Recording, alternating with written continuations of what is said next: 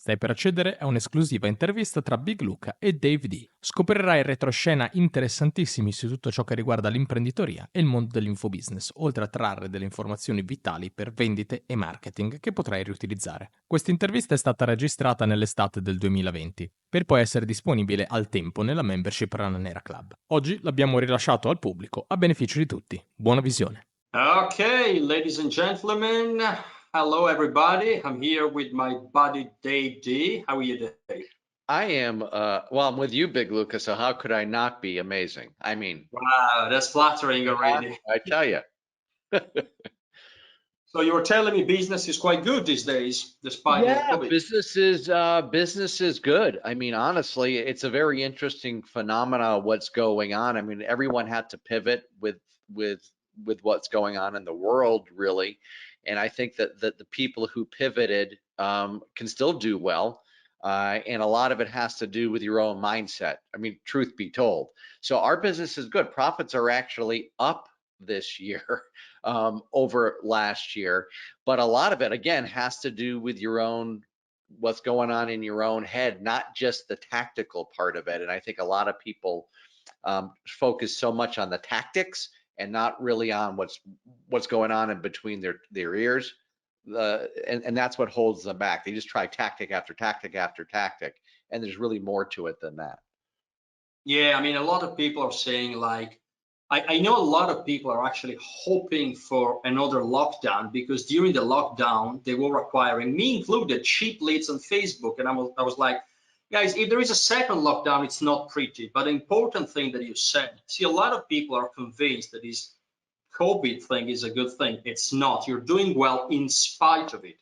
You may be not realizing that, but you're taking different actions. We have pivoted ourselves, our profit.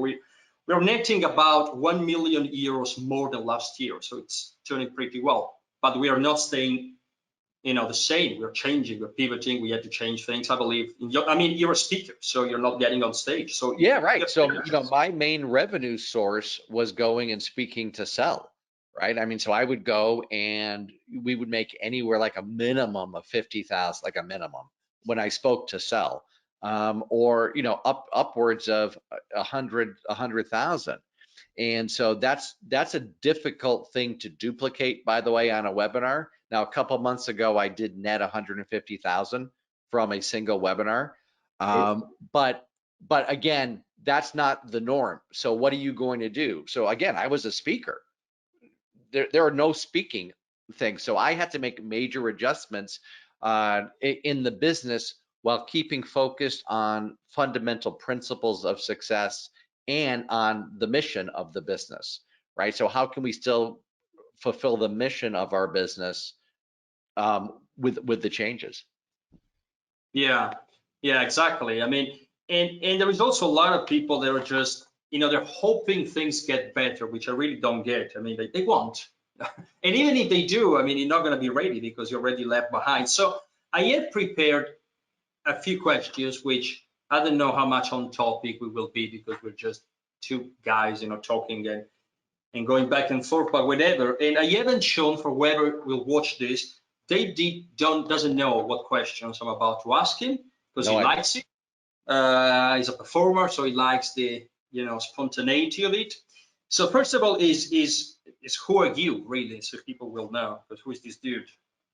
Yeah, so I'll give you a brief background, and we'll make it quick. So I won't go through my whole story, Big Luca. We'll just start when I was 8 years old, and then we'll go progressively up 8, 9, 10. No. Well, good.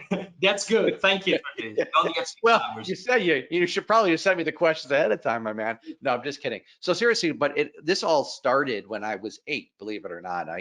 My grandmother gave me a little magic set, and I fell in love with magic. And I knew in my heart and in my soul that that's what I wanted to do when I got older, when I grew up. I mean, it wasn't like a kid's passing thing. I mean, it was a passion. And my parents thought it was kind of cute when I was 8 years old, right? But when I was 18 years old, they didn't think it was so cute anymore, right? And I've got the best parents on the planet. I really do. They're amazing. But again, they were inside of their own their own mental framework, right, of what they knew. And so I got a lot of negative programming, like you can't do that. You won't make a living doing it. You won't be, you're going to be poor, so on and so forth. You got to get a real job. And so when you get all of that mental programming, especially from people who are authorities, well, what happens is it seeps in. And so I really didn't have the belief in myself to do it. So I went to university, I graduated, I got into radio, and I noticed that the people that were making all of the money were not the on-air people. So I was on air for a while. I was also a copywriter. So I wrote radio commercials and things like that. But I noticed that the people who are making all the money were in the sales department. And so I decided to get into selling.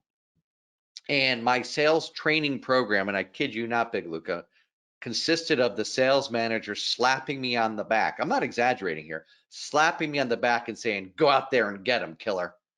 That was it, right? So I had literally no sales training, and I was the worst. It was so bad, and because I didn't have any idea what I was doing. On certain days, this is embarrassing today, but I actually went to the movies because I didn't know what I was doing, and I was just facing rejection after rejection. But the real problem was I still had this passion in me to do something else, right? To be an entertainer, to be a magician, to be a performer. So I was never fully vested in that business. But interestingly, while I was at the radio station, and I haven't told this story a lot, I usually skip over this part, but it's an important part of what we're going to talk about here today. I went to an event, a sales training. It's the very, very first time that I understood that there were people like you out there who were teaching. Like you could really improve yourself beyond what you learned in school or beyond what they were teaching. And the guy I went to see was this guy. Okay, this is Tom Hopkins. So Tom is an old-time sales trainer, and I went to see Tom, and there was two things I was fascinated with.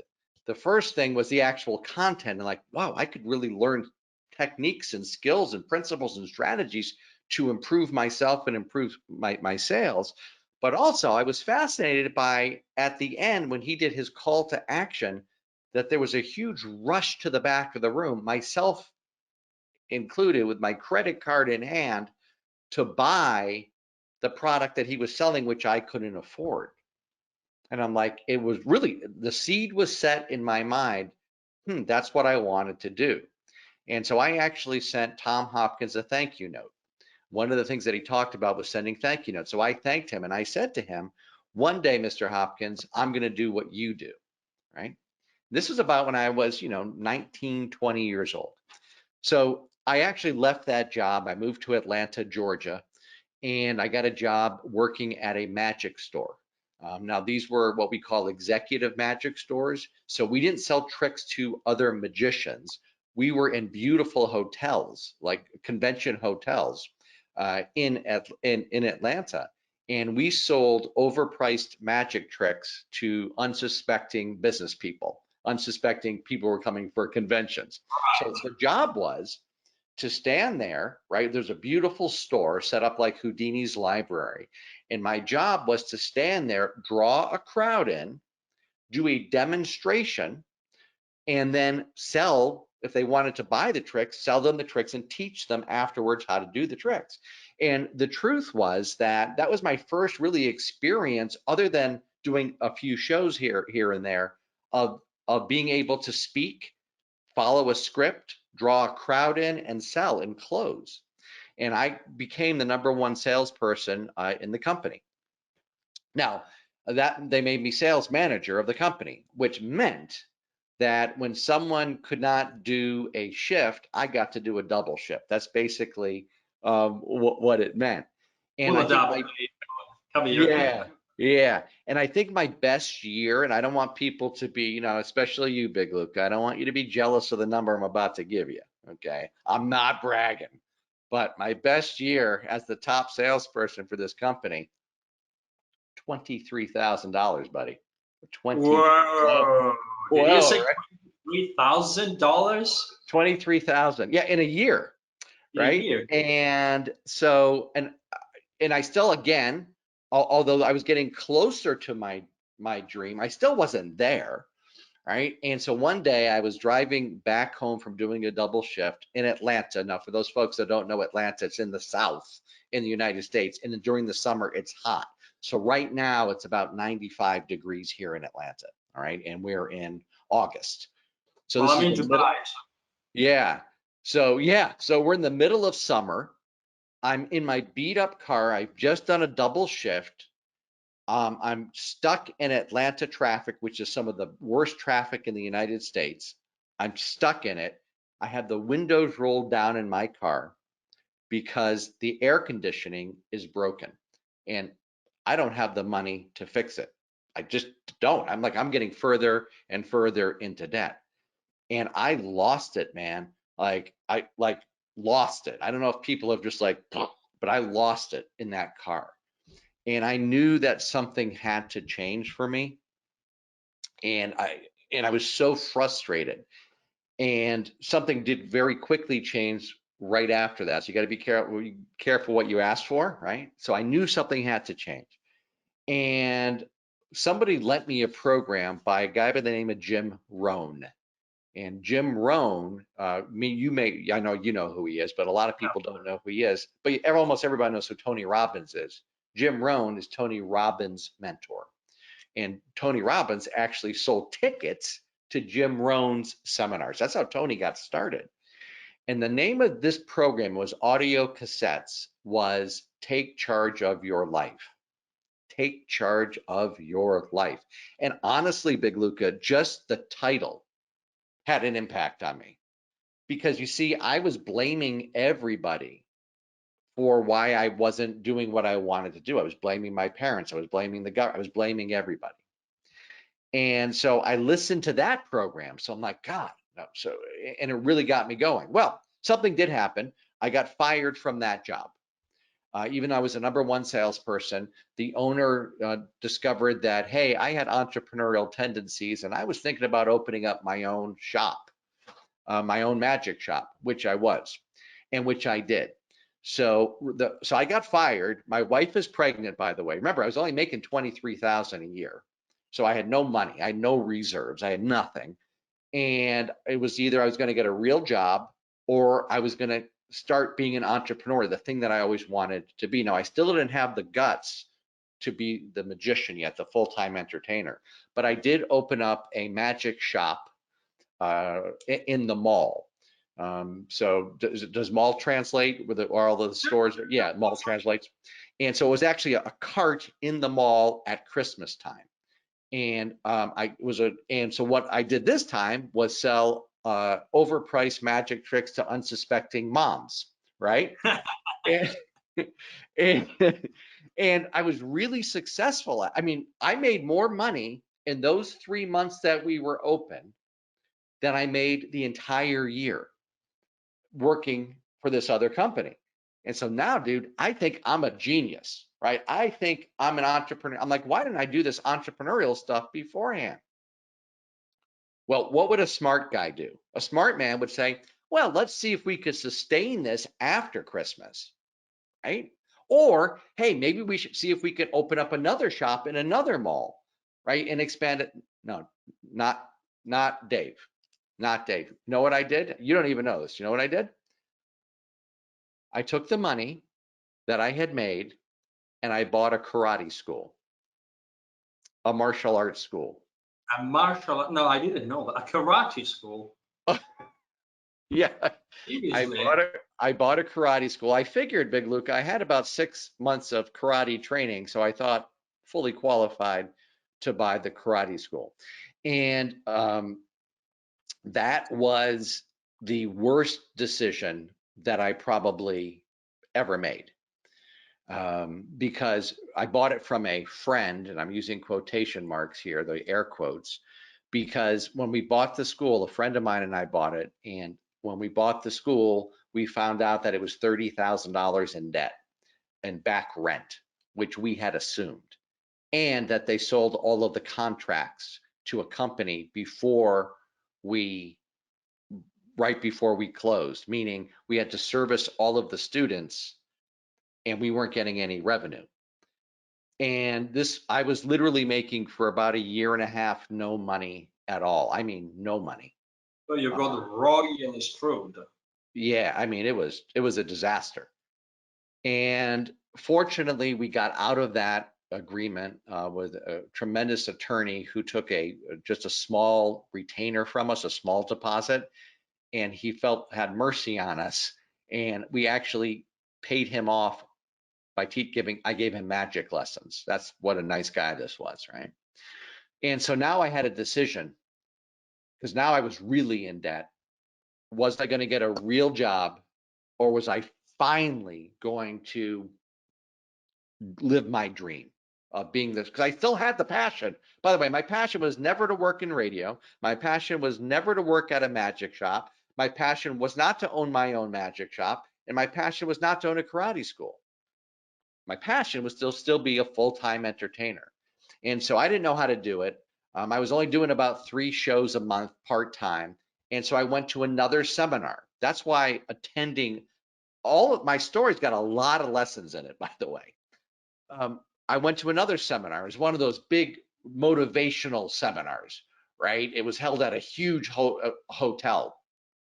And Zig Ziglar, the late Zig Ziglar, was a speaker, and I think Margaret Thatcher, the former prime minister, was a speaker. And they had all of these speakers, because I thought I needed motivation, because I was pretty down. Well, the last guy in the program, the very, very last guy after, I think it was Margaret Thatcher, and where everyone's leaving, and there's one more guy, and this guy walks out, guy I never heard of, guy by the name of Dan Kennedy. Dan Kennedy walks out. I'm getting up to leave. Everybody's leaving. Everybody's pouring out, right? The big speaker was it. And so Dan said something, you might as well sit down, because you're just going to get caught in Atlanta traffic. He said that to the entire audience. And so I remember, yeah, Atlanta traffic, I've been there. So I sat down and I start taking notes like crazy, because this guy's talking about marketing. And I'm like, I'm so naive at this point that I don't know that this guy's trying to sell me something, right? I think he's actually trying to teach me something. So I'm taking notes like crazy, and he's putting up he uses overhead, so he's putting up the overhead slides. Some people don't even know what those are, right? Put those on, and so I'm like, this is the thing that I need, right? This is the missing piece, because I thought that if I was just really good at what I did, I would be successful. And almost all business owners think that. So the dentist, the consultant, the chiropractor, the lawyer, they all think if I'm just really good, I'm going to be successful. It was no different. I thought but I wasn't making any money. And so then Dan said the price of the program, and my heart sank, because I didn't think I had the money to buy the program. And this is another part of the story that I don't ever tell, is I actually did not buy the product that he was selling at that time. Didn't buy it. I went home, I talked to my wife, and I said, I just made a huge mistake. And I said, he was selling this product, and I think it was $295 back then. Yeah. And I said, I didn't think we could afford it. And my wife looked at me kind of dumbfounded, and she says, listen, we're almost $80,000 in debt. What was another $295 going to do? That's true. That's true. Right? And then again, there's so many lessons here. Now, here's the deal. There was no internet back then. So there was no way to go and buy this product. There was no way to get in touch with Dan. But fortunately, Dan's a really brilliant marketer. And so he sent me a letter, a follow-up letter in the mail, a sales letter. And it was basically the same speech that I just saw, but in print form. And he said in this letter, if you order by the deadline stamped in red, hope people are taking notes, by the deadline stamped in red, you can still get the special deal that I made. Now, had Dan thought, well, this guy just saw my presentation, he saw me at my very best, and he didn't buy, that means he's not going to buy. He would have, I would have lost out and he would have lost out, but he didn't. And the big mistake that a lot of business owners make is not following up enough, right? Just Absolutely. following up one time, 2 times, right? It used to be 7 times, by the way. That's what they used to say, a minimum of 7. New studies have shown 23 times. But anyway, so I got this letter. By the way, it was a letter and not an email. So this letter followed me around the house. I read this letter. And so I kept reading it, and finally there was a phone number on it. It said, if you've got questions, call my customer service. Well, his customer service was his wife, Carla. So Right. that's an interesting scenario, which you know, right? So it was his wife, Carla, who then became his ex-wife, Carla, who then became his wife again, Carla, right? So anyway, so I call up this number and I say, is this product, magnetic marketing, going to work for magicians, right? And Carla says, I have no idea. And so that was enough for me, right? I took out my credit card and I bought the product that I did not think I could afford. And I remember when it arrived on a Friday. I locked myself literally in a spared bedroom. We had a 2-bedroom apartment, right? So I locked myself in the other bedroom that we had, and I went through the entire program. I listened to all of the audio tapes. I went through the entire thick manual. I went through all of the bonuses almost without sleep, and I'm not exaggerating, because I needed this to work, right? I needed this to work. This was it. And then on Monday, I started implementing. I just started doing the stuff that Dan said to do. Now, by the way, most of it was lousy because I didn't know what I was really doing, but I started taking action.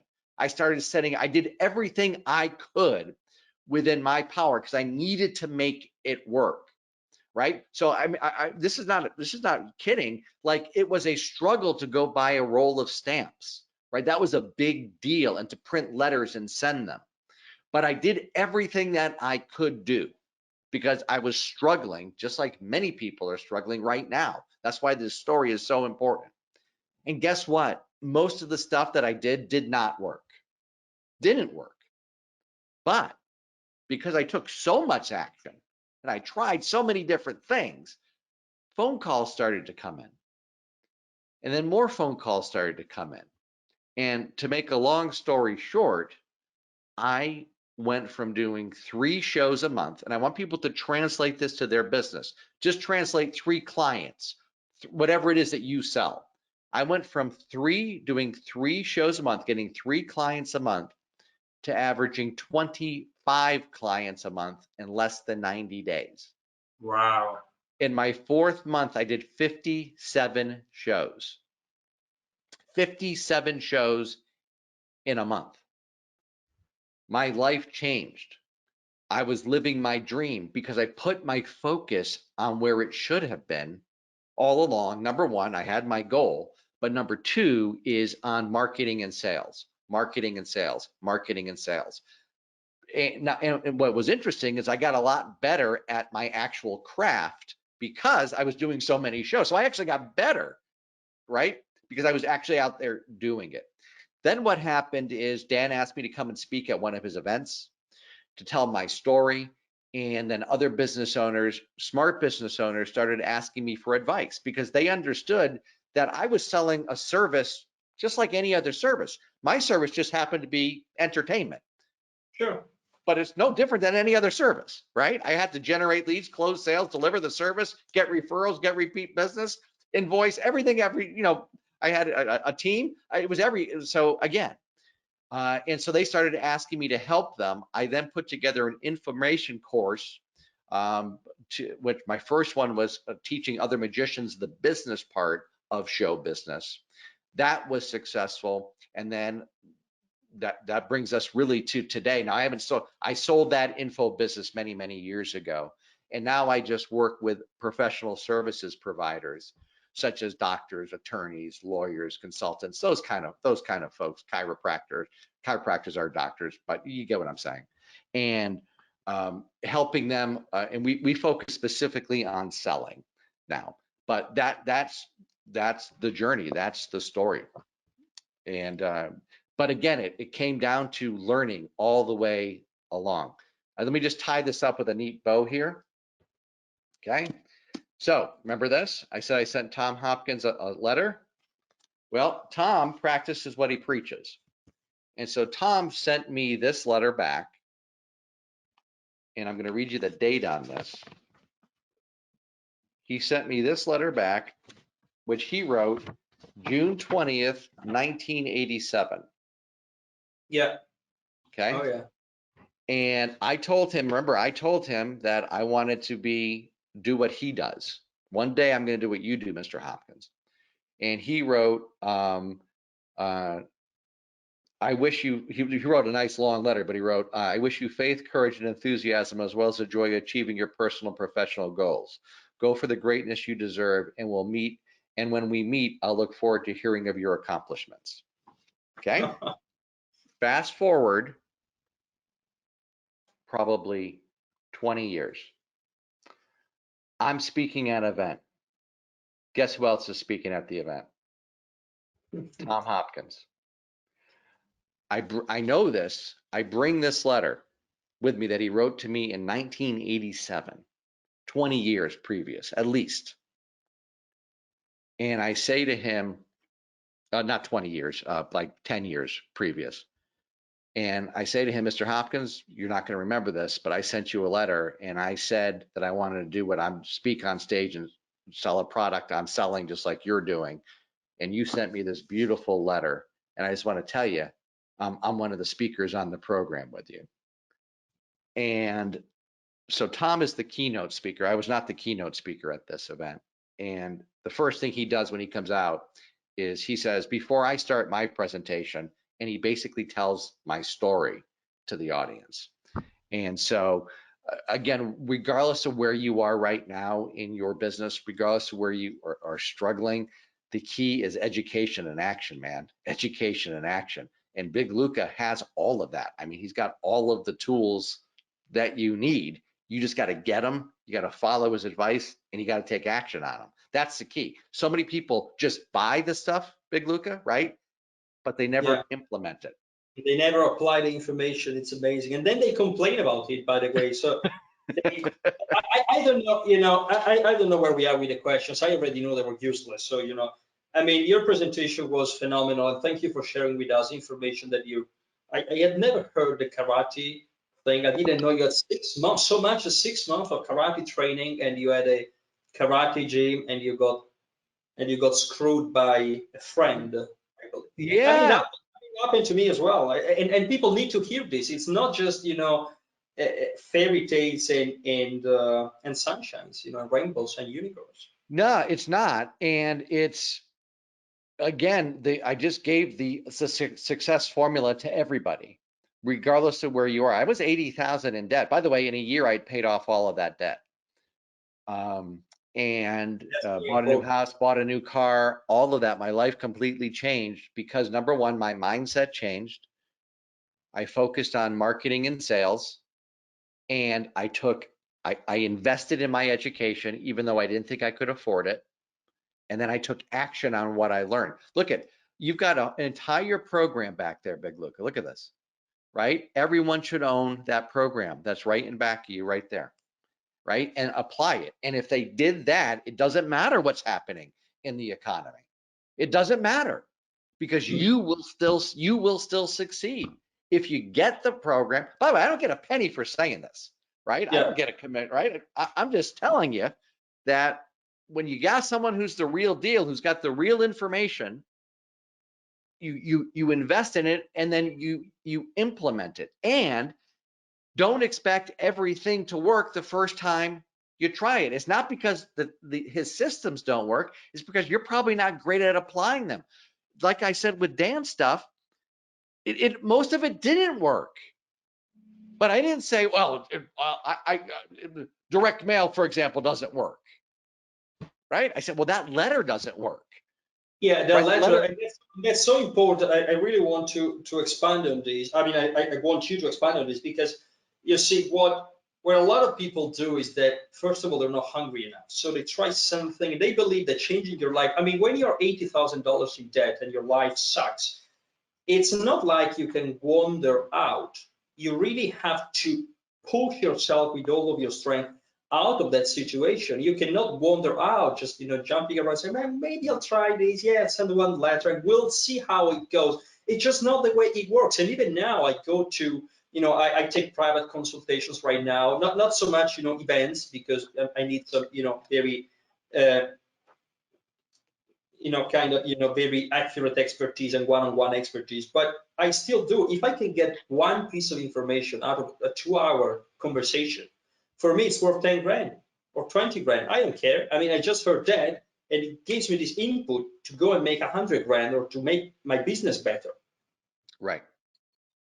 Yeah, It's just 100%. And I think the most important thing that you said is you don't dip your toe in, right? You go full in and you do it, provided that the person you're going full in with is the real deal, right? Because there's a lot of the problem is in this industry that you and I are in, there's a lot of charlatans, right? There's a lot of fakes, right? But when you find somebody that's real, that's got the real information, and then you apply it, and there's also, and I don't want to get weird here, but there's also the metaphysical aspect of this, which I believe in, that you put out this effort and you put out this continuous energy. And it's not like you said, oh, you send out one thing, you try it. You put out this continuous energy and good things are attracted to you.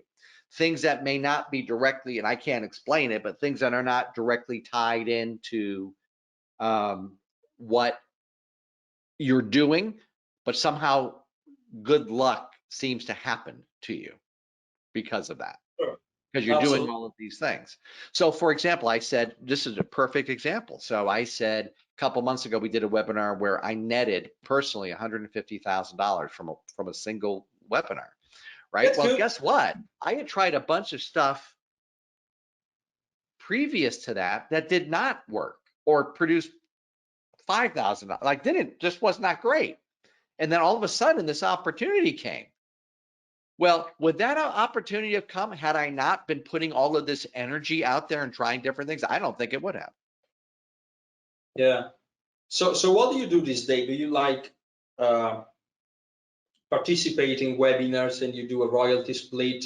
You do Yeah. webinars with people, you do your own webinars. How does that work? Because I mean, $150,000 is a lot of money. And I want people to understand, by the way, because I mean, I do hold still a European record for product launches, but I don't want people to think that it's easy. Because when you see these numbers, it's that casually, people don't tend to get this impression. I lost count, and I actually told my sales team, I don't want to do private consultation anymore with people that are starting, because it has happened to me like 4 times that people, as soon as I open Zoom or Skype or whatever, they go, well, I would like to sell a course and I want to make $100,000 a month, but I'd be happy even with 30 grand a month. And I'm like, dude, seriously? What? Right. It takes, I mean, it's not that easy. I mean, I wish luck on you, I can teach you how to do it, but it's not that casual. And you can see the relaxed attitude. I just want to sell $100,000 a month of thing and just be done with it, and I don't know. Yeah, that is 100% it. Yeah, and so you got to. So we do multiple things. Yes, so we do partnership, joint venture webinars with folks. Most people like to have me as that partner because, well, I can close, right? So it's a good. It's real. You really can. Right. It's a good deal. That's my hand, because I told you not to do so. Oh, yeah. But you just said something that's super important that I want people to understand, that it's not easy, and it doesn't always happen that way, right? And I think sometimes we lose perspective, especially when we're successful. So I did a webinar and we only did 10,000. I made $10,000, and I was like, oh, I'm like, but then it hit me. I just spent an hour and I made $10,000, right? And so we've got to also keep perspective and be grateful for those things too. But again, I've been doing this for a really long time, and I still don't do. I did a webinar where I did nothing. I didn't make one sale on it, not one. Right? It still happens. Yeah, I mean, now that's very, very rare, but I do a lot of them, and I send out a daily email, and I've got, I do a lot of different things, um, which I had to shift because I'm no longer having those huge paydays. So by the way, I'm not doing a $150,000 webinar every month. I would be very specific, right? And so, but again, the key is to follow what Big Luca's teaching you, and then keep doing it and get better and better. Everyone wants instant gratification, but that's not the truth. The first time I spoke at Kennedy's seminar, by the way, when he asked me to speak for the very first time, I bombed. Now, I didn't bomb from a audience liking me standpoint, but the deal with the seminar was, so people understand it, is typically, now Big Luca paid me to come and speak at his event, right? So I didn't sell anything, right? We should have, but I didn't sell anything, right? Big Luca paid me to come to the event and treated me like, and my wife Karen, like gold, by the way. But typically when I go speak at an event, I don't get a fee, right? I sell, and then what happens is the promoter gets half of those sales. So that was the thing. When Dan invited me to speak at his event, that was the deal. And I thought at that time, because I didn't know how to sell one-to-many, how to speak to sell. I had no idea how to do it. I thought if I just delivered really good content and entertained the audience, people would buy. Well, guess what? They did not buy. I bombed, man. Just not the case. I know, I bombed. And I was very disappointed, like very disappointed, because first of all, I let my mentor down, right? He gave me a main stage speaking slot, 2 years. So then I got to work. I followed the same formula. I said, I want to learn how to sell, to speak to sell. And so I started buying courses, getting mentoring, spending money, investing and practicing, and not being very good in the beginning, then getting better and better, then developing my own system. And then 2 years later, when Dan invited me to come back, this time he didn't put me on main stage, because if you bomb on main stage, they don't put you back on main stage. I was in a breakout session. There was about 100 people in that audience, and I sold $330,000 in 75 minutes, right? And wow. so 100 people? Yes. Wow. Yeah, I couldn't do it. By the way, I suck. Yeah, you could. Yeah, you could. With the right audience and the right offer, yes, you could. You sure could. I had the right audience and the right offer and the system now. I had a system that I had worked on and honed, and that I still use to today to sell, right? And so, but again, what people don't see is all of the work, the effort, the time, the money, the struggle. They just hear, oh, you did $150,000 on a webinar. I want to do that. Well, first of all, it doesn't always happen. And number two, a lot went into that, making that happen. And I want to pivot to something I haven't told you, by the way. I don't know if you've seen it, but recently I got myself out of all the social media. I deleted 2 of the Facebook accounts I had. I had 2 personal accounts, just deleted them forever. I logged out of Instagram, even because I can't use it without Facebook. I don't see the business Facebook page of my own company. I don't have access to it. My team handles it. And ever since I did it, it was like 2 weeks ago. First of all, my brain is different. My mind is different. The clutter is gone. And the reason I did it is because I didn't want to be bothered anymore. And the second thing is what I was seeing on Facebook and Instagram, really, I didn't like. All these Lambos and private jets, and part of it is too private sometimes, but it's just so in your face and so fake. Everybody, I mean, people claim I have a belly. Can you imagine that? But I'm like, listen, when you go to the beach, everybody's got a belly. When you go on Instagram, everybody's got a six-pack. What's going on? And it's just not the reality. I mean, let's keep things real. Not all women are tall, blonde, and busty. Have you not seen it when you go around? So it's so fake, and people have to understand it. There is a lot of work involved, and not everything is pretty. Yeah, and the sad thing is, people don't really want to hear that message. But I love this, what we're doing here, because we're actually delivering truth. And they're saying the truth will set you free, and it really will set you free when you understand I need to invest in myself. I need to, then the things I invest in, I need to implement, and I need to keep doing it. I need to keep doing it. I need to keep doing it. And it's not going to work right away, possibly, right? The first time you do a webinar, for example, probably not going to be the best one that you do. Doesn't mean you don't keep doing it, right? And yeah, there really is so much fakeness out there. And it's so funny that you say that, and you probably just inspired me to do the same exact thing, because I was thinking of doing the same thing. Do it Yeah, immediately. Like yeah. that's no point. And you know what I realized? I was deleting my Facebook account, and you know, you're an addict. When you think about it twice, I was like, shall I do? And I was, what? Why am I thinking over this? Why am I giving a second thought to deleting a Facebook account? What's inside of it? Oh, all my pictures of police. Nobody's gonna die. Like we grow so attached to these things. And is there any positivity on Facebook? Like, what's the last time you got very happy on Facebook? And people bothering you on Facebook. I had people write, by the way, I'm eliminating WhatsApp very soon as well. People were writing on WhatsApp to tell me they had written to me on Facebook, on mess. Like, I mean, I don't have time for it. And my productivity skyrocketed, by the way. Well, and Everything is I don't think there's a way to turn that off, because I've looked.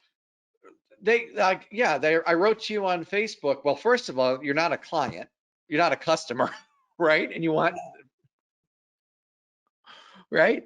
So again, this really goes to the bigger issue, which is managing your input, right? The input that you're getting, and managing your personal time, right? You're managing yourself and your productivity, and what in your life is taking away from that. Because today it's worse than ever, man. We are being bombarded constantly by stuff, and I'm as bad as everybody else, and it just takes you down a rabbit hole, and usually that rabbit hole is not good, because you're not taking action on stuff, right? You think that by, oh, I'm going to watch this YouTube video on this certain topic, then which leads you to another one and another one and another one, and you think that you've done something when you haven't done yeah, anything, right? yeah. Yeah, no, I mean, there was a question actually of time management. We're kind of mixing these, and that's so amazing, because that's the way it should be. I mean, I don't really like these questions, so whatever. But one of the question was actually about time management and how your habits. I was interested in how your habits have changed from when you were essentially broke, screwed up, and without money and without success, and how are your habits now? Like, if you were to talk about, for example, the way you handle your routine, if you have a daily routine, the way you think about and you handle money. And I was interested, especially because we started from Dan, and one thing that Dan is very big on is time management. Don't bother me, diminishing the angles from which people can attack your time. And so how do you go about doing that nowadays compared to what you were doing back then, so people can see the progression?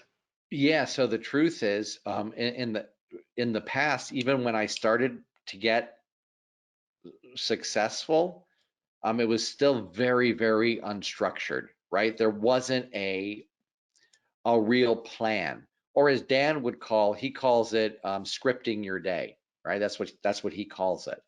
There really wasn't. Now, when I was a full-time entertainer, I went to work, right? So I'm not saying I didn't go to work. I was working, but there wasn't a scripted day. And so now what I do is really, the more discipline I have, the more people think discipline is suffocating, when it's actually liberating. So the more I plan my day, and I'll tell you how I do it, because I've got a very specific procedure that I follow. The more I plan my day and the more disciplined I am with my time, the more free time I have, and the bigger the results I get. So what I like to do, and I've tried a couple different things, is some form of a morning routine, right? So my current morning routine, and I've gone with different morning routines, and it doesn't, I'm gonna give you what mine is, but it doesn't, you got to fit one that works with you. So there's one school of thought, which is to have a morning routine where you're doing your, I would say the inner work first, and then someone like Craig Ballantyne, who's written a couple of really good books, one of the Perfect Week Formula, his morning routine is no, for the first 2 hours, you do your most important work related item. So I've tried both ways. And the problem with the work related one is you got to have discipline to stop, then go and do the other thing. And I typically don't have that discipline, right? So once I get working, I want to keep working because I kind of like what I do. I like what I do for the most part. I mean, obviously there's things I don't like. So what I have found though is if I do some more of the inner work first, I'm more productive during the day. So what I do is I start off with meditation. So my little system is merge. That's the acronym MERGE. So I start off with meditation, just short, 12 minutes. I use a technology called Zen 12, and you put in headphones, it's 12 minutes. Then I exercise. My form of exercise is yoga. I've been practicing yoga for years, and I do it literally every single day. And it depends on how much time I'm in. For a minimum, I do a minimum of 20 minutes, sometimes as long as an hour, typically not during the week. On the weekend, I'll do it. Then after that, I will do some form of reading. So today I read a newsletter that I subscribed to, took notes on it, right? And then I created the action steps I'm going to take from that newsletter. Again, not enough to just read it, got to take action on it. And I did one of those actions. Then I do my gratitude journal. What I use, it's in the other room, is I use the 5-minute journal. It's where you write down 3 things you're grateful for, and you really feel them, and then you write down what would make today great. And I write down 3 things that if I accomplish just these 3 things, it would make today great. And then there is an I am statement. So today I wrote, I am disciplined, motivated, and focused, and do what's right as opposed to what's easy, right? And so then, so that's the G. And then the E is either I will drop the E or I'll have something to eat, which is like I drink a protein shake or a health shake, and then I get to work. And so that's what I do. Now, that's my morning routine. My weekly routine is on Sunday, I create what I'm going to do for that week. So I plan out the week a week in advance on Sunday. And I can, so I do it based upon, it's a hybrid of different time management strategies, but the beginning part is based on Stephen Covey's work in 7 Habits of Highly Effective People, which is I write down the roles and goals that I have, the most important roles and goals that I have, and I write down 1 or 2 major things that I need to accomplish in those areas, major, right? And then I put those on my calendar. So I plan the week. I want to get those major things on the calendar. And so I schedule them a week in advance.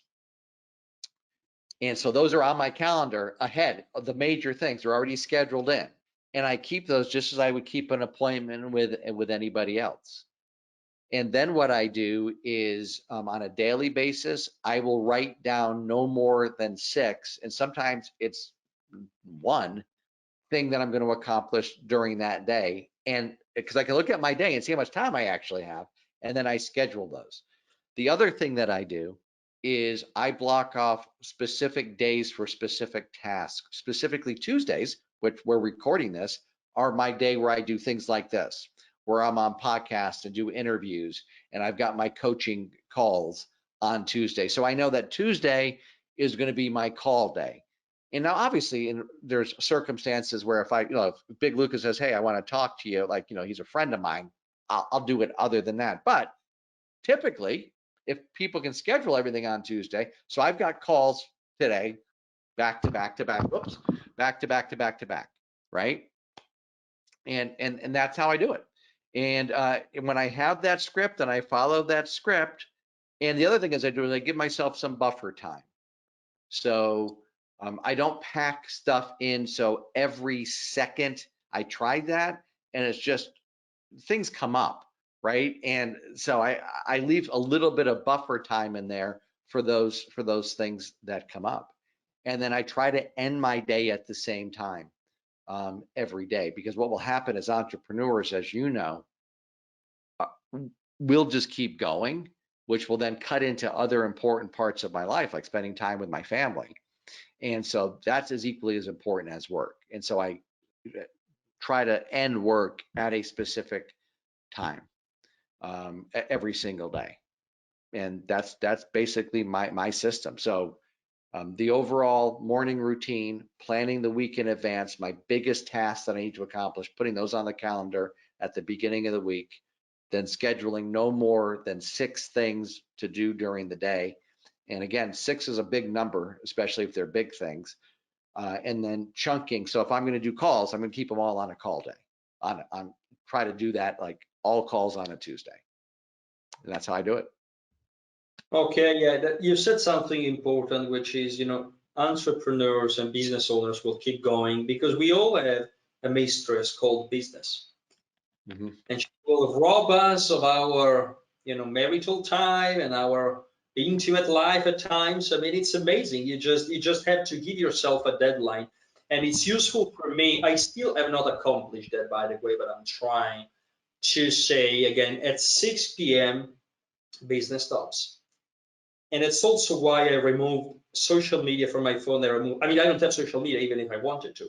And I want to slowly, or maybe not slowly, maybe I'll just go cold turkey, eliminate the phone. I am really starting to understand that, because you see, with a phone, with a smartphone especially, where do you draw the line? Because, for example, if you watch me during the day, I am at my computer watching YouTube videos and stuff, doing my Rubik cubes and thinking, because that's what I get paid for. Right. But then again, after 6 p.m., what do? I'll just watch a video. Yeah, but what is the video about?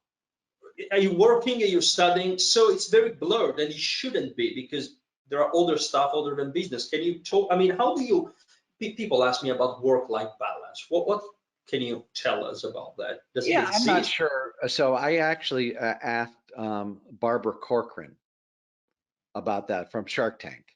So I've hired Barbara to speak at a couple different events, and one of the events. So Shark Tank, I don't know if people know what that is, but that's a show in the U.S.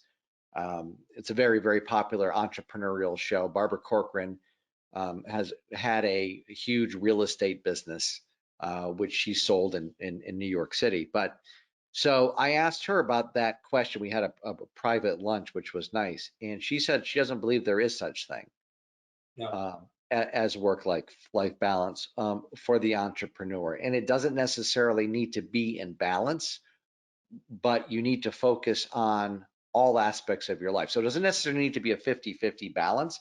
Like, I definitely don't have a 50-50 balance. So I don't want to give anyone that impression. Me neither. Right. But I do schedule time for what's most important to me. And so my wife, Karen, is most important to me, right? So I'm going to block off that time to be with her. And like you were saying with the phone, the problem is, am I actually being present with her? Difference between sitting there, but if I'm looking at a video or reading, checking my email, I'm not really being there with her. And so all of those distractions, being present with people is what they really truly want. And so we really need to work on that. And it comes down to values. It comes down to what you value. Now, so values and what you value can be slightly different. So values, people always say, well, list your values. Well, integrity, honesty, blah, blah, blah. But I had a mentor, a guy by the name of Rob Berkeley, who said, no, I want you to write down what you value in your life. What do you value in your life? And that's a little bit different than what your values are. So I value having a great relationship with my wife. I value being a world-class father. I value these things, right? I value fine dining, right? And cultural experiences. So if I value those things, these are the things that I value the most. Now I value success. I value in business. So that's something that I value. I want to make sure that I'm focusing on all of the things that I value, not just on the business piece of it. Because at the end of my life, we're all going to die, right? Are we going to say, well, the old saying is, no, I don't think anyone's ever said, I wish I spent more time in the office. And Karen is really good at that. She's really helped me with that in a kind way, because I would constantly be working, and getting more and more and more stressed out. And going on vacation is important, right? So we went on vacation to Mexico, and it was, and I haven't done it since, but for literally a week, I did not look at my phone, there was no internet access, there was nothing. And guess what? We were like, oh my God, things are gonna go to hell in a handbasket. Nothing happened. We made sales, the business kept running, right? And so I think it's so important that we schedule that time for what we value. Because if we don't, we're just going to get caught up in the work. So I don't think there's I don't think it's a balance. I think you put energy towards what you value. And I think for me, I mean, I work more than I play, right? But I'm still doing things other than work because I schedule those things, because those things I value. We have a very similar situation, because even as my wealth is growing, I mean, my need to do certain things is diminishing, and every year I want to accomplish that. Every year I have to be in need for money less and less. And then you really discover that money isn't everything. I mean, and it's funny because I thought that, being a millionaire is just, you sit on the sofa sipping scotch. And then you discover that there are other feelings associated with it. You may get afraid. I remember the first time I saw $1 million in bank account, I actually was terrified, because it was one. So it's only one. And then you get tangled into this, and then you're like, what about holidays? It's very important. I used to go on holiday. Well, I was talking to my wife, Donna, who you met. And yeah, she's the brains and the beauty. well, I can say the same about your wife. I mean, last time I emailed you, we had to set this meeting up, and it was like, here is the link, and there was no link, so I should have emailed Karen about that.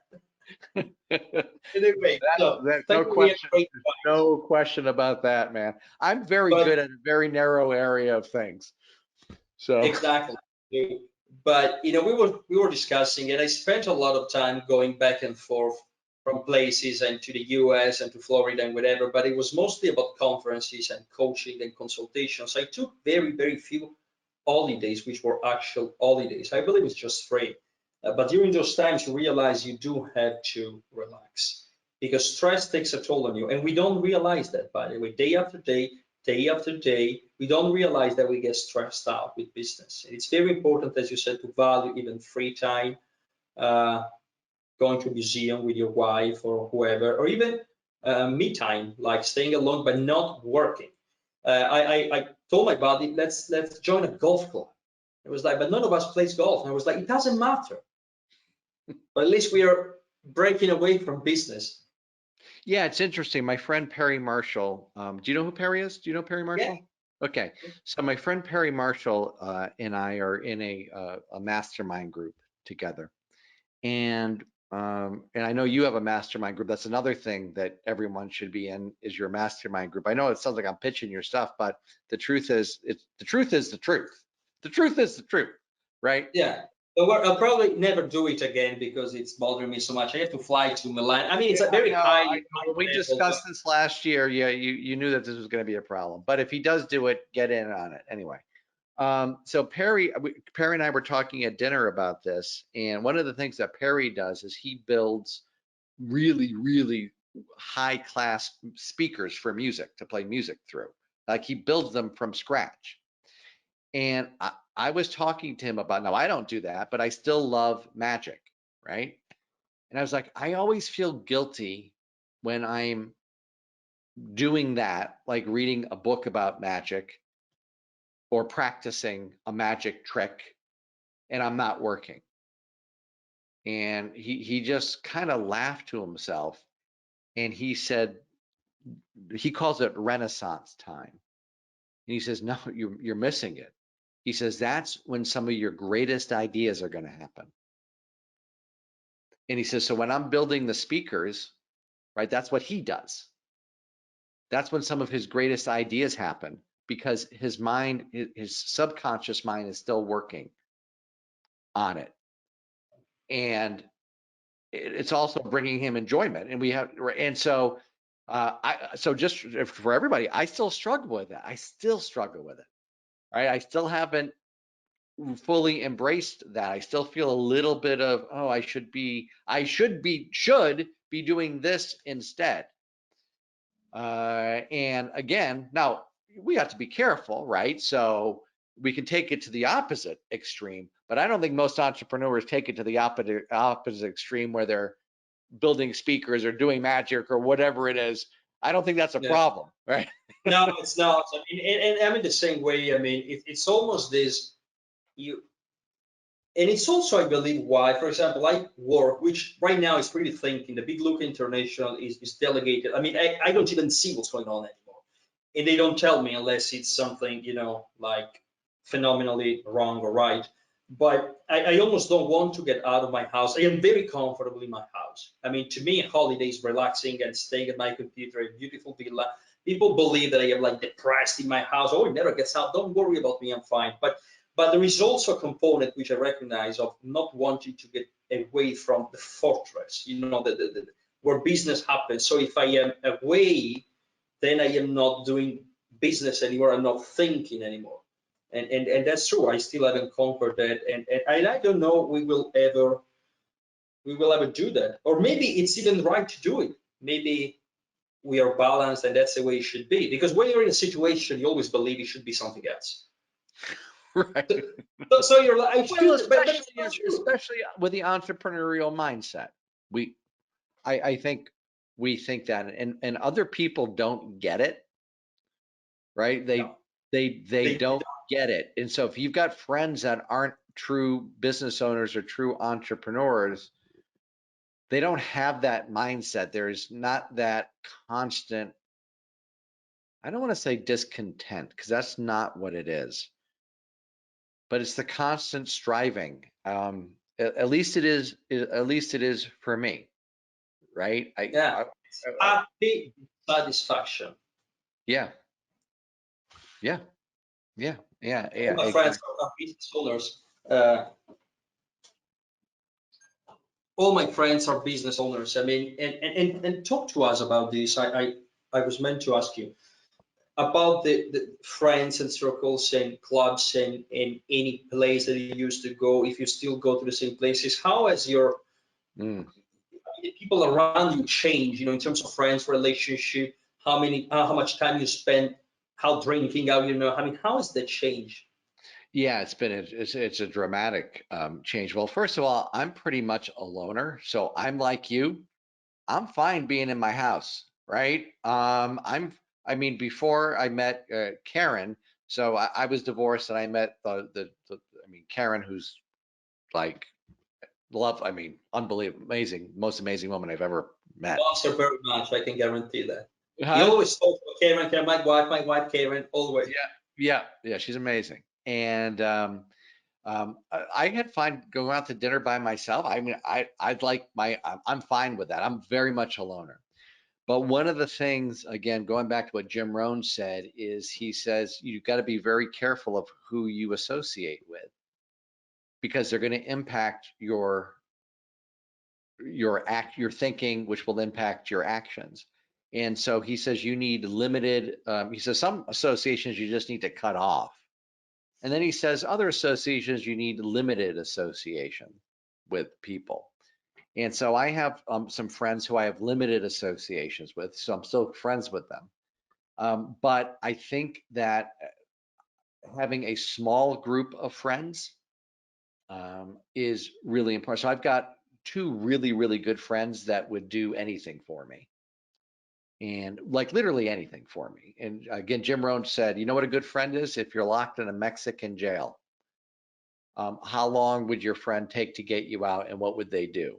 As long as it takes in anything, right? I've got two friends like that. And then I've got close friends who are in this mastermind group that I belong to.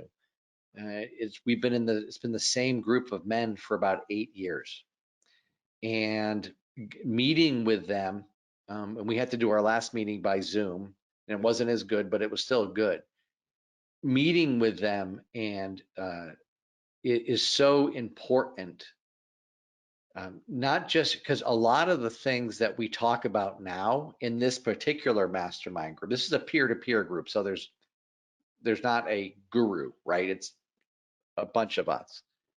Is a lot of guys are talking about personal matters, because the truth is, if our personal life isn't going well, our business life probably isn't going well. And I don't know about you, but for me, I have a very difficult time separating if the business is not going well. I have, again, it's maybe a fault of mine. I have trouble turning that off Oh yeah. and not having it seep into my Not personal bring life. into the household. Yeah, have a real trouble with that. And so this gives, so a lot of the guys are talking about this kind of stuff, and it's all positive.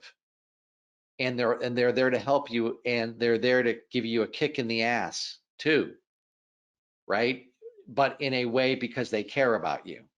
And so I've got a lot of kicks in the asses from this group, and not because they're being mean, because they're men who love me and know that I'm not living up to what I could be doing, right? And so I think being in a group like that of like-minded thinkers, Napoleon Hill called it a mastermind group, being in a group like that of like-minded positive thinkers, who are bringing positive energy, who will hold you accountable, who you can turn to when you have got questions.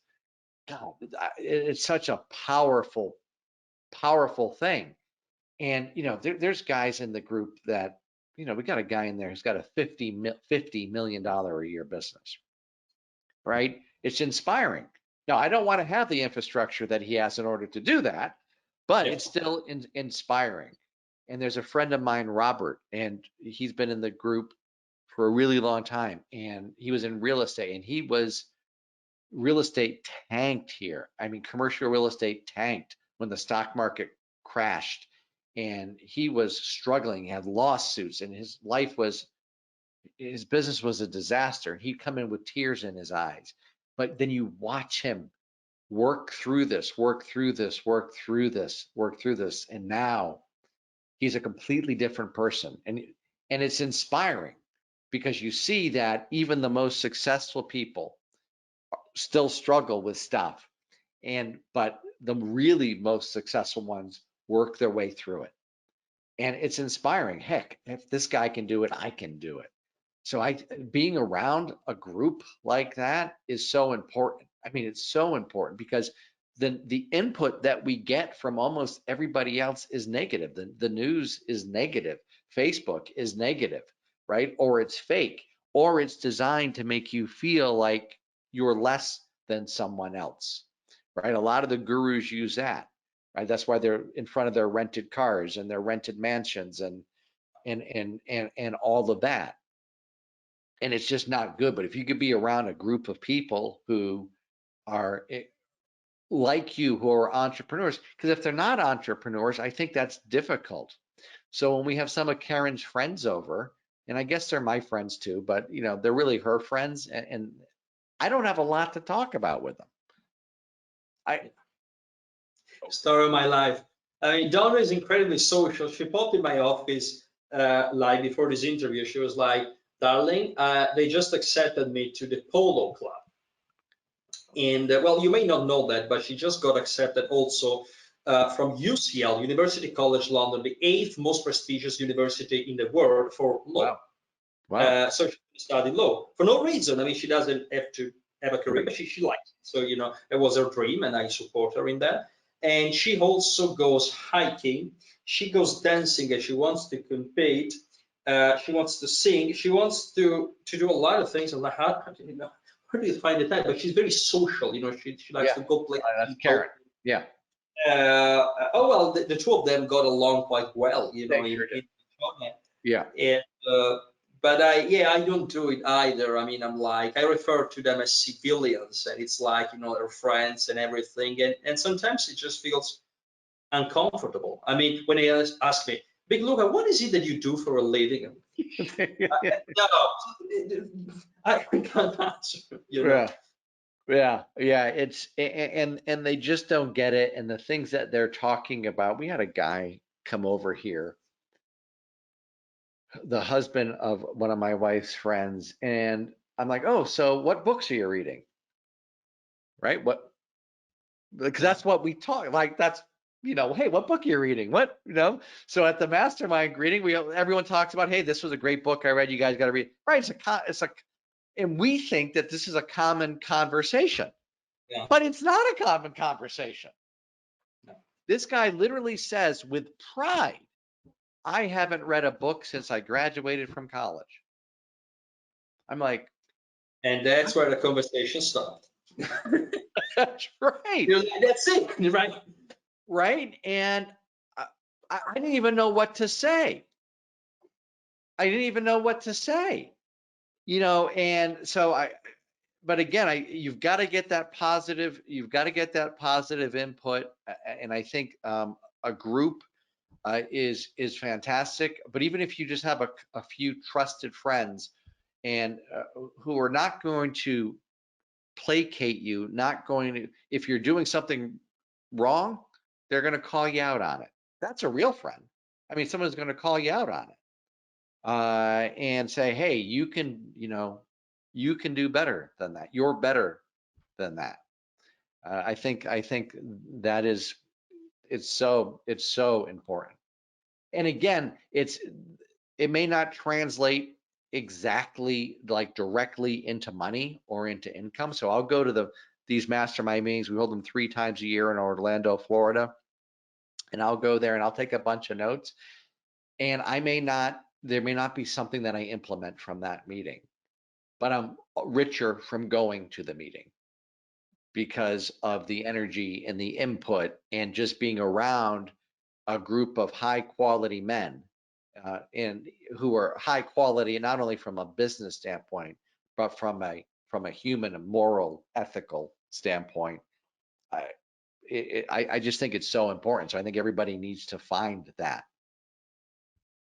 Yeah, and that's one of the reasons, for example, I created, you know, the mastermind. It's that like 90% of my private consultations, they're not even about marketing anymore, because once you have solved the money thing, other things take over: emotions, feelings, ethics. There's a lot of things that you revalue, even like tricks and loopholes and things that you thought you could exploit at first. I mean, anybody involved with any online thing at first has maybe done something not shady, but maybe didn't know, or something, you know, online is often associated with strange things, and it may be true at the beginning, but then you realize it's just, you know, business, and you really understand that there is no, I mean, nobody ever gets away with anything. They're going to catch you. And so, for example, ethics for me has become important. I don't know what, like recently I have all these thoughts, and even the handling of money. Like I used to like, and we're gonna pivot to to how to handle money now. Like monthly installments. Right now, I like prepaid stuff. It's like everything is changing and it progresses, and that's what you think about instead of producing money once you're able to produce a lot of it. So how do you like talk to us about how do you handle your own money? Do you save money? Do you invest money? Are you in debt? Do you like I don't like like that. you don't like that? Yeah, You have do it not in mind. like that. Now, by the way, I know that there are uses of debt for sure. I don't like debt though. Being in debt and not being in debt. I can tell you that not being in debt, yeah, Well, is Dave a Ramsey, I'm much is more of a not Dave Ramsey by guy the way, than I don't Keith. take it to that extreme, right? I think you can take it to. I learned a lot from Dave Ramsey. I don't take it to that extreme, but I don't like being in debt. I mean, the truth is, this is not a great question for me to answer because Karen really does that. I'm not good at it. So when Karen came on to run the business part of the business, including the money part of it, hey, guess what? Profits increased, money in the bank increased, because that's not what I'm great at, to be very honest with you. So I would make a lot of money and then it would go away. One of the things that had a dramatic impact on our business, which I brought to Karen, and then she implemented it, was everyone should get this book by Mike Michalowicz, Profit First. Yeah. Profit First by Mike Michalowicz. One of the when we run our business by Profit First, our accountant's a Profit First accountant, our bookkeeper's a Profit First, and basically here's what it is. His whole thing is you take your profit first, right? And so we have a number, and Karen can give you like in detail if you ever want to interview her about how it works, but we have different accounts. And so when money comes in, whenever it comes in, it gets dispersed to these different bank accounts. So Automatically. We've got a profit account, right? So profit goes in there first. That's profit. This is what we're going to take. We've got a tax account. We've got, I don't know all the accounts, but there's like 8 of them. And the beautiful thing is the profit accounts keeps growing, the reserve account keeps growing, the taxes account, so we don't have to worry about it. And by her doing that, it's amazing. I mean, it's just amazing. And so now, because when I was doing it, everything just went into one account. I had a crappy accountant. I mean, I really did. And and she fired the whole team that I had and hired like really high quality people. And I'm like, wow, we can't afford that. And of course we could. And not only could we afford it, we could not afford not to do it with the amount of revenue we were bringing in, right? And that we're bringing in. And so doing that, separating that, and then she does the investing, but we've got a lot of stuff that happens automatically. So we don't really need to think about it, but I'm not the one that handles the money. I'm the one that brings in the money. But all I can tell you is we have a lot more money than we did when I was running the money part of it. So. Yeah, I don't know if I can say the same about Donna, but she's like she says, I participated in the money by racking up American Express points. That means she spends a lot. So she was like, I'm chipping in because I'm increasing the amount of points on American Express. That's okay, that's okay. Yeah, no, Karen runs that part of the business for me, which really frees me because I'm not good at it. I'm not going to be good at it. I was never good at it, and she is. I mean, she's really good at it. She's really good at running the team. So she's not doing the day-to-day, for example, customer service, but she runs the customer service team that we have. So because I'm not good at that. Like I'm not good at firing, and I'm just not. And she's really good at that area. And so yeah, she really does that part of the business. And I respect the fact that you say I'm not good, so she does it. And I had to get good because I'm a spender. My dad was a spender. I know you are. How do you know? Dude, I know. We've talked. Well, okay, right, yeah, that's true. No, I mean, I do enjoy nice stuff. I am kind of I claim I am limiting my spending, but that's not even true. I mean, Donna's keeping track of it this month, and she's like, I didn't know we were spending so much money. I was like, darling, that's why I have to produce a lot. And also now I am investing $60,000 a month, every month into the stock market, and I want to ramp it up to at least $80,000 or $100,000 a month. So, because Italians don't really, it's not in our DNA to invest. I mean, in America, there is this 401k, which is invested already, and there will be the pension. So you're already leaning towards the kind of stock market. Compounding interest is something that Americans know about, Italians don't really. So I had to get good about it. And also the automatic transfers, because it's something I teach. If you don't have automatic withdrawals to a savings account for which you don't have a card and you don't touch it, you don't save money if you're a spender. So I actually deprive myself of money, and that money ends up in bank accounts for which we don't have credit cards and debit cards, and it's very hard for us to access the money. It's in different countries. We don't have tax problems because the money is produced in Dubai, zero tax, so I can just send it to all the countries. But it's something important. How important is it to have because there's a lot of people that don't save cash and they just continuously reinvest this cash into the business, and then they have like 50 grand in their bank account. Like how do you go about that? Yeah. So again, it's the whole profit first methodology, man. It's the whole methodology where that money gets pulled out. So there is for advertising and marketing, there's a percentage that goes into that, and that's what we use for that. Because the whole point of the business is to generate wealth for us, right? That's the point of the business, and so the only way to really do that is again by having these different accounts, and so that's how we do it. I mean, it just automatically there's a percentage that goes into these different accounts. And again, it's a wonderful book and it's very, very entertaining. I'd recommend the audio book because first of all, he's funny as hell. This guy makes accounting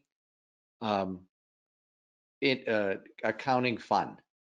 All right, believe it or not, you'll be laughing. It's fantastic. Okay, yeah, we'll make sure to put the link to the book. What's the title again? It's called Profit First by Mike Michalowicz. Okay, we're gonna put the link in the video description. I'll let him know. Yeah, right. Okay. Yeah, I'll let him know that he's going to get a lot of orders from Italy and all over. Well, it's an English book, so I don't know how much my audience will buy. It might have been translated. It might have been translated.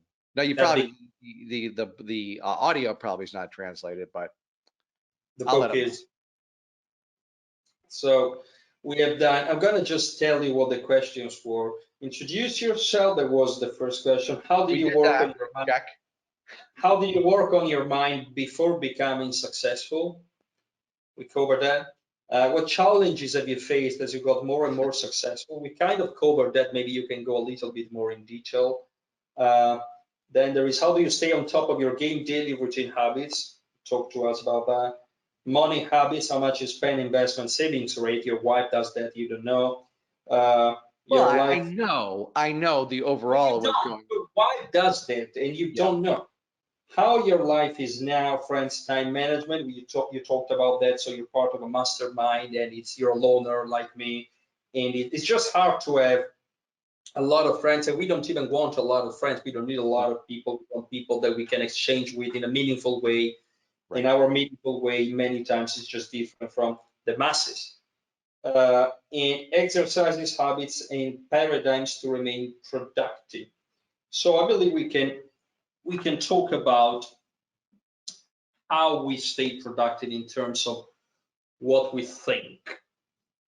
And I like this behind the curtains thing because this is the point of this level of membership. I mean, people have to see the behind the scene challenges and situations that we face.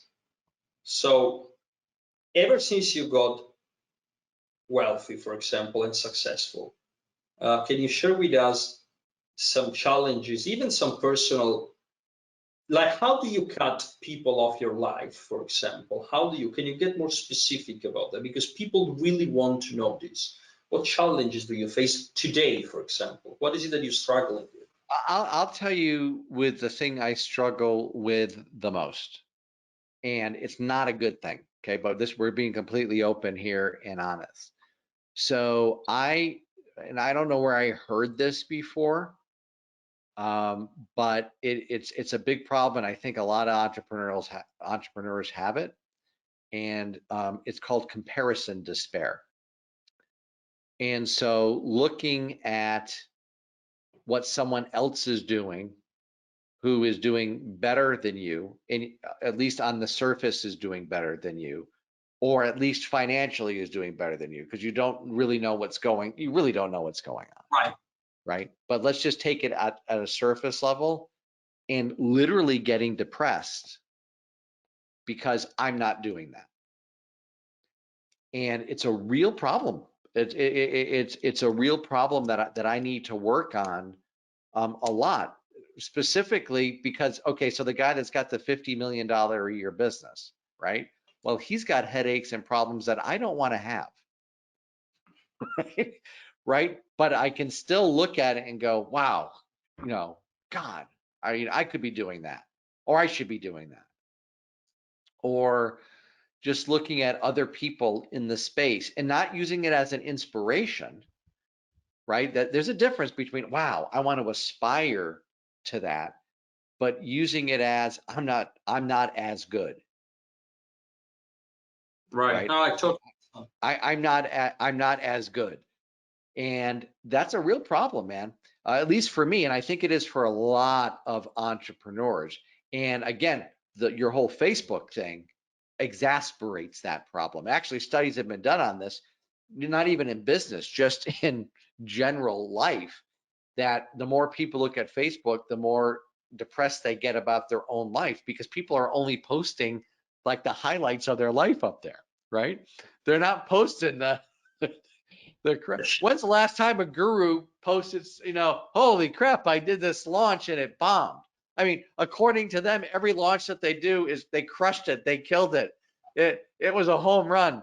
Nothing ever fails in guru land, So right? much hate, dude. Like nobody's having problems because of COVID.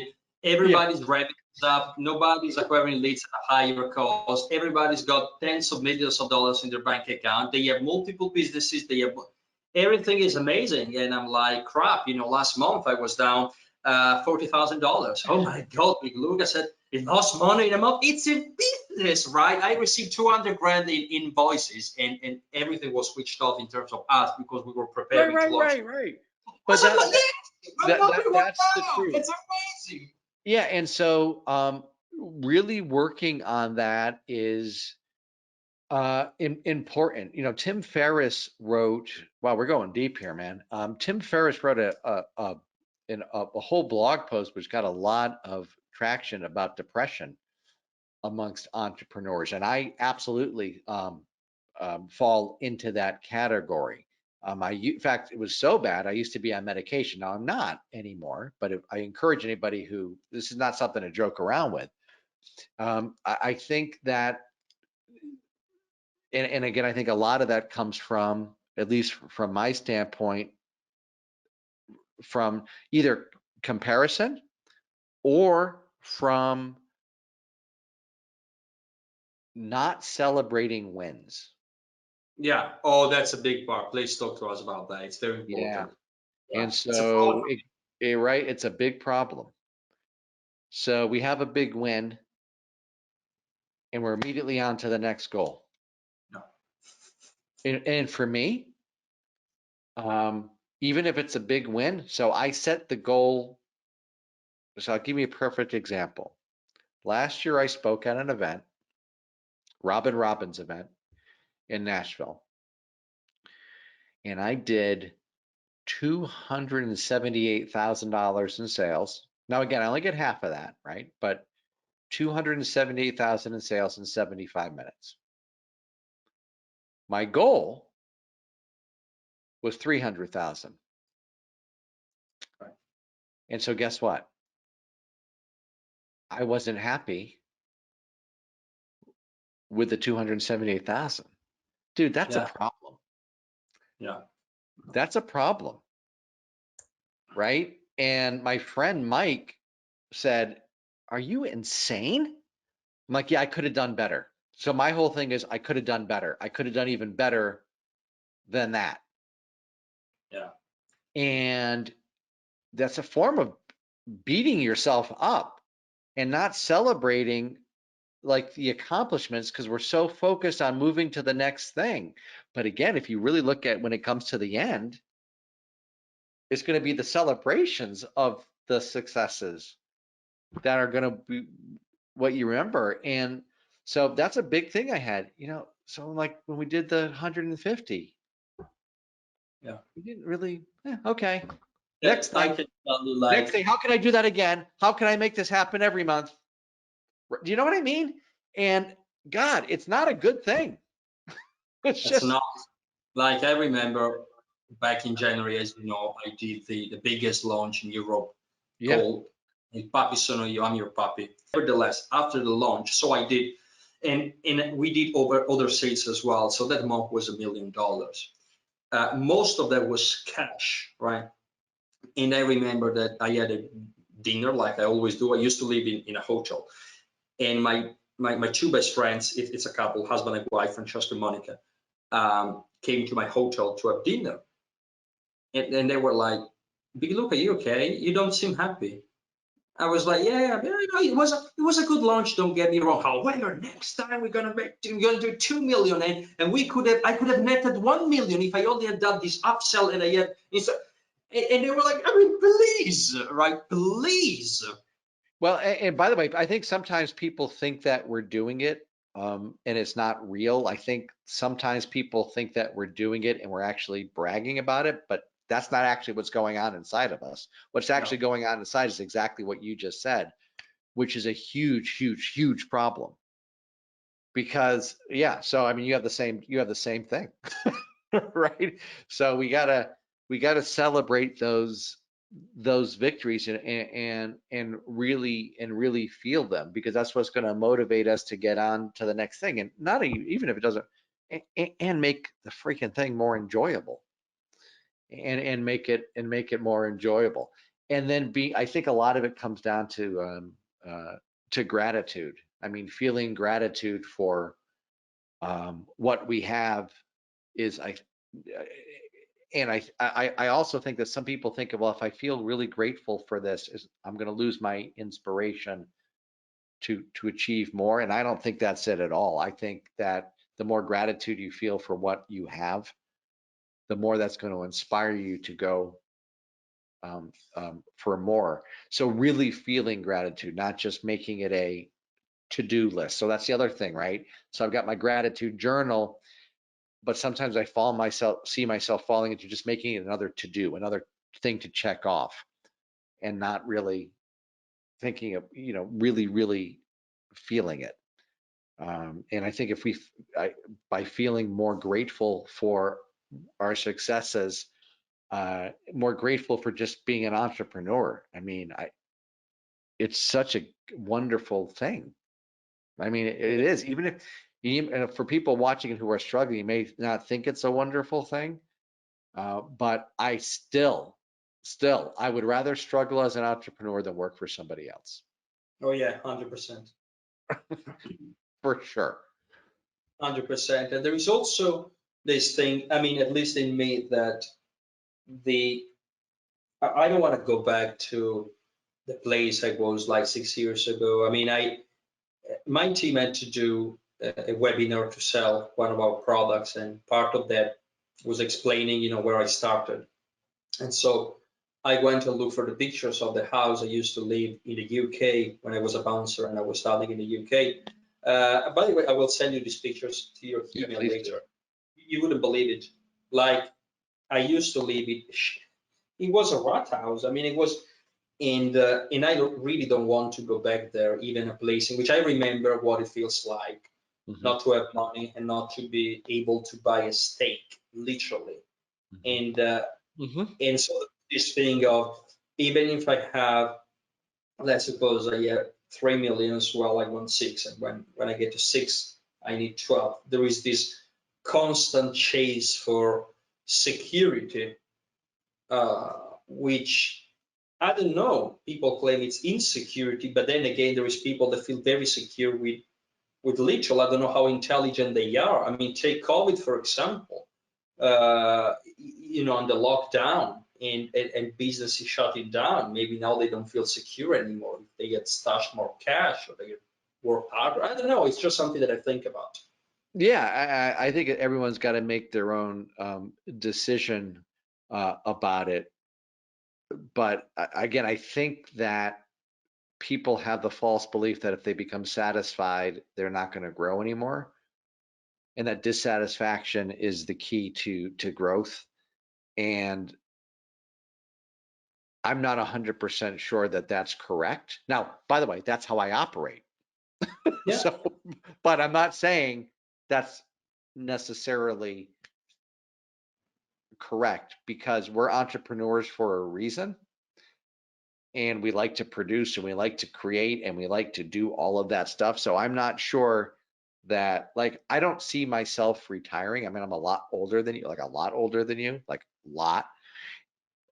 But I don't, like, I cannot see myself not doing something. You know what I mean?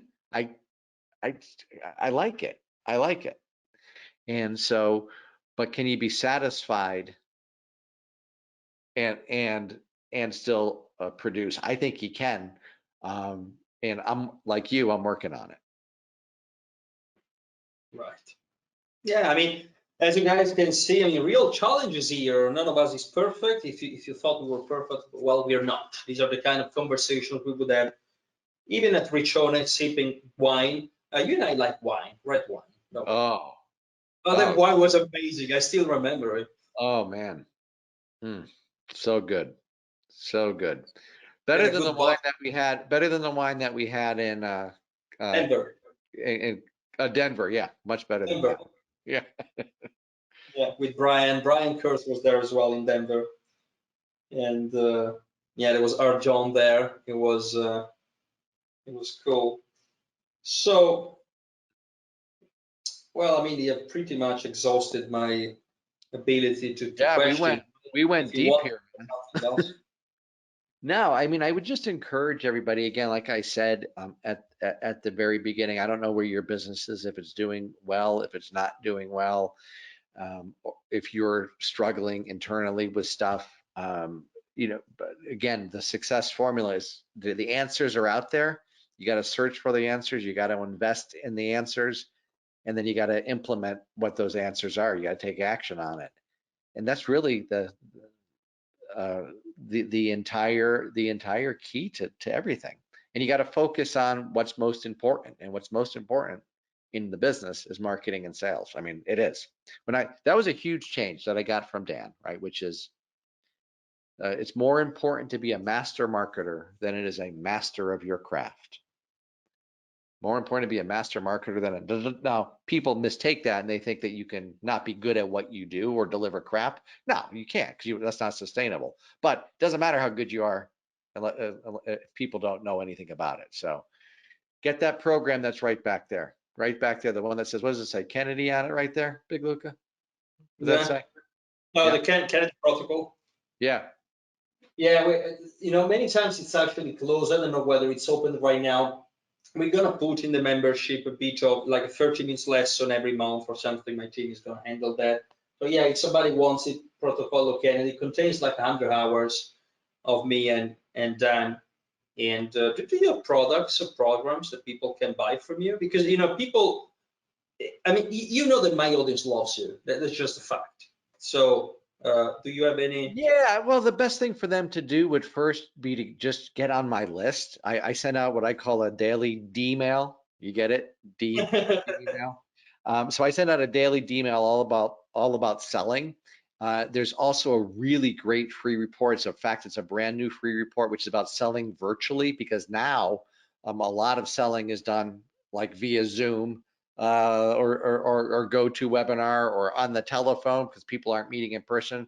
And so there's a great free report. It's probably the finest free report that I've created that they can get for free. That'd be the best thing. Just go to daved.com and just get on the list, and then you can see what I'm doing. That's really the best way for people to get started with me.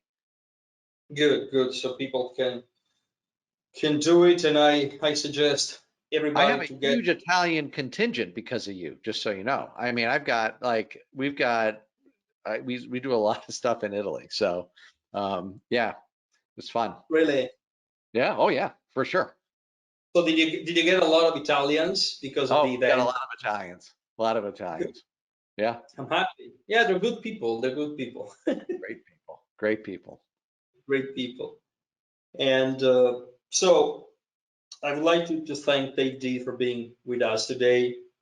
He's not getting a penny, which, by the way, I haven't thanked him enough for that. Thank you. So I hope you're gonna get, a few It was other my good pleasure. It Italian was dollars. fantastic. It was a fantastic, deep interview, which I appreciate. I believe we really went deep into some, which, by the way, again, they were not foreseen. If you see the questions, I didn't plan to talk about certain stuff, but that's the way it goes, and Oh, that's the way it I has talked to go. about stuff I've never talked about before, just so Yeah, you know. even at the event, I mean, we didn't script it, and we just, I mean, I said you guys can talk about what you want, and that's what they did today. I was very honest, so thank you for this.